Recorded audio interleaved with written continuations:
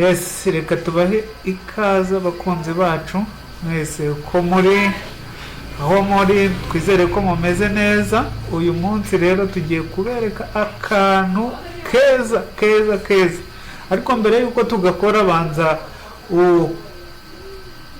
ukore subscribe, ukore na share, ubundi tubijyanemo neza. Yes, uyu munsi rero tugiye kubereka uburyo ushobora gushaka password ya network wifi uriho igihe wayikonexeho mu buryo bworoshye. Twagiye wowe witegereze neza inzira umuntu acamo. Uraza ukajya kuri network, hanyuma ukajya kuri setting, urabibona. Wamara kujya kuri setting ukamanuka ukaza hano kuri network and sharing center, hanyuma byamara kuza ukaza ahangaha kuri wifi. Urabona ko ngiye ni connectinze hano kuri network iri kwitwa professional service. Tukakirika kaza kuraka, wamara kujya kuraka ukaza ukajya kuri wireless property.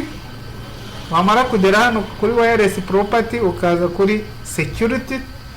Wamara gukirika kuri security bakakwereka ibingibi, then network yawe izaba ari iyi ngiri mu tudomo, urabona ko itagaragara.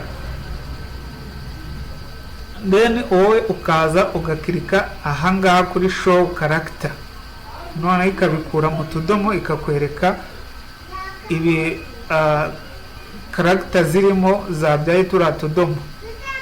Kadukirikeho, urabona yuko uhita ubona password ya network yawe. Washaka ukayisharinga undi muntu. Wakoze cyane kudukurikirana, wibuka gukora subscribe na share kugira ngo tukomeze kubana video zacu ntizijye zigucika.